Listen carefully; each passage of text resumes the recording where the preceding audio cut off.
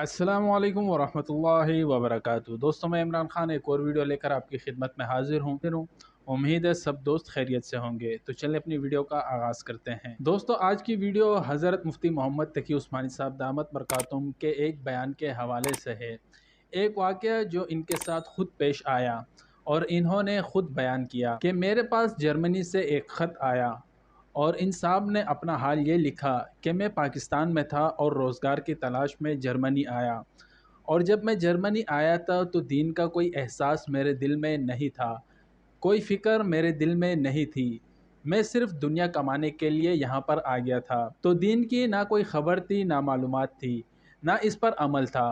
और यहाँ पर रहते रहते मेरी एक क्रिश्चियन लड़की से ताल्लुकात बन गए और फिर मैंने इससे शादी कर ली। शादी के बाद भी दीन की तरफ कोई रग़बत पैदा नहीं हुई, एहसास पैदा नहीं हुआ। लेकिन जब औलाद हुई और औलाद जब नश्ो-नुमा पाने लगी तो मैंने देखा कि मेरी क्रिश्चियन बीवी मेरी औलाद को अपने मज़हब के बारे में तालीम दे रही है। तो इस वक़्त मेरे दिल के अंदर का मुसलमान जागा कि ये मेरी औलाद है और ये क्रिश्चियन बनने जा रही है। तो मैंने अपनी बीवी से कहा कि तुम इसे क्रिश्चियनिटी नहीं पढ़ाओ। बीवी ने कहा, क्यों ना पढ़ाऊँ, ये मेरी भी औलाद है, मैं इसको हक़ समझती हूँ, तो मेरी औलाद को भी ऐसा बनाना चाहूँगी। तो मैंने अपनी बीवी से कहा कि नहीं, क्रिश्चियनिटी हक़ नहीं है, इस्लाम बरहक है। तो बीवी ने कहा, मुझे साबित करके दिखाओ कि इस्लाम बरहक है। तो कहा कि मेरे पास इल्म तो था नहीं, मुझे अपने दीन का पता ही नहीं था, लिहाजा मैं खामोश हो गया। तो मैं इस मुश्किल में हूँ कि मेरी औलाद वो मेरी बीवी के तालीम और तरबियत के नतीजे में क्रिश्चियन बनने जा रही है और मेरे दिल पर आरे चल रहे हैं, मैं कुछ कर नहीं सकता। तो आप मुझे कोई तरीका बताएं। ये ख़त हज़रत मुफ्ती मोहम्मद तकी उस्मानी साहब दामत बरकातुहूम के पास आया। तो हज़रत मुफ्ती मोहम्मद तकी उस्मानी साहब फरमाते हैं कि मैंने अल्लाह से दुआ की कि ए अल्लाह, कोई ऐसी तदबीर मेरे दिल में डाल दीजिए कि जिससे इस बेचारे का मुश्किल हल हो जाए। तो हज़रत मुफ्ती तकी उस्मानी साहब ने इन्हें ख़त लिखा कि एक तो मेरी किताब है व्हाट इज़ क्रिश्चियनिटी, वो किताब इन्होंने भेजी और साथ में कहा कि आप अपनी बीवी से बहस करना छोड़ दें, क्योंकि बहस करने से कोई फ़ायदा नहीं होगा। आपको ख़ुद मालूमात नहीं है और बहस करने से वैसे ही कोई फ़ायदा नहीं। अलबत्ता इन्हें दो बातों पर आमादा करें कि एक बात तो ये कि खुदा को तुम भी मानती हो और मैं भी, और ये भी मानती हो कि खुदा से दुआ भी की जाती है। तो आओ हम दोनों बैठकर ये दुआ करें कि ए अल्लाह, अगर इस्लाम बरहक है तो हमारा सीना इस्लाम के लिए खोल दें, इस पर अमल की तौफीक अता फरमा, और अगर क्रिश्चियनिटी बरहक है तो हमारा दिल इस पर मुतमईन कर दीजिए। दोनों मिलकर ये दुआ किया करें।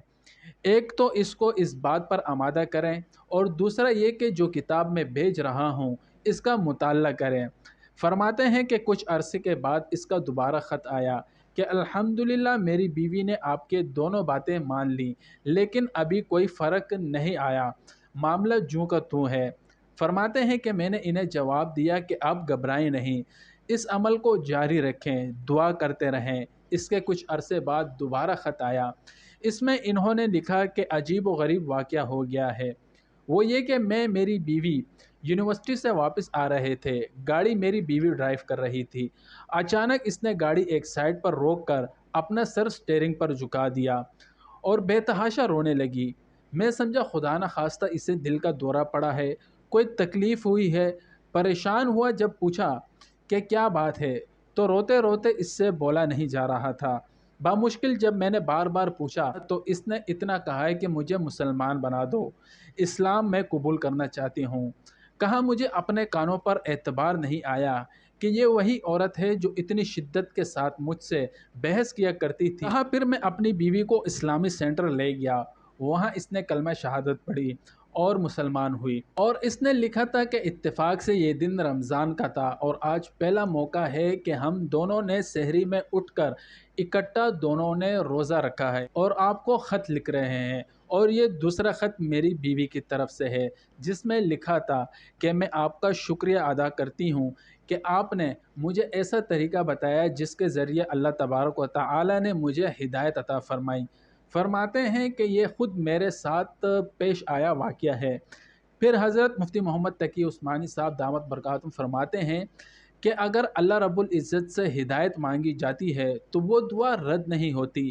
یعنی بہت سی دعائیں جو ہم دنیا کے لیے مانگتے ہیں، اس میں ضروری نہیں کہ اللہ تبارک و تعالی وہی چیز دے دے جو آپ نے مانگی ہے، اس لیے کہ اللہ کو علم ہوتا ہے کہ یہ چیز اس کو دیا تو یہ اس کے لیے نقصان دہ ہے، کوئی اور چیز دے دیتے ہیں، لیکن دعا کا ثواب اسے دیتے ہیں۔ لیکن اگر کوئی ہدایت مانگے سچے دل سے، یا اللہ مجھے ہدایت دے، یا اللہ مجھے سیدھے راستے پر چلنے کی توفیق دے، تو یہ دعا رد نہیں ہوتی، بشرط ہے کہ مانگنے والا ہو سچے دل سے خشوع کے ساتھ مانگے تو اللہ رب العزت وہ دعا رد نہیں فرماتا۔ تو آدمی اپنے سے کوشش کرے اور دعا بھی کرے، اور صرف دعا ہی پر اکتفا نہ کرے۔ جیسے میں نے انہیں دعا دی تو اس کے ساتھ کتاب بھی دیا، دل میں طلب بھی ہونی چاہیے۔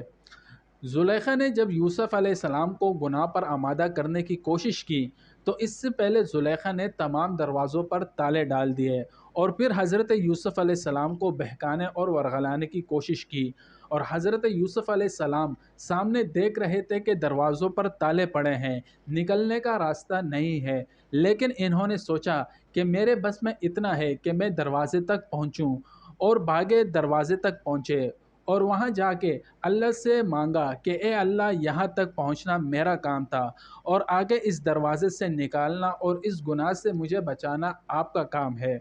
تو نتیجہ یہ ہوا کہ دروازوں سے تالے ٹوٹ گئے۔ فرماتے ہیں اس لیے اپنے معاملات میں یہ بات شامل کریں کہ رات کو سونے سے پہلے اللہ تبارک و تعالیٰ کی بارگاہ میں اپنی اور اپنی اولاد کی بھی ہدایت کی دعا فرمائیں۔ اور اسی کے ساتھ اپنی ویڈیو کا اختتام کرتا ہوں۔ امید ہے یہ ویڈیو آپ کو ضرور پسند آئی ہوگی۔ وما علینا الا البلاغ۔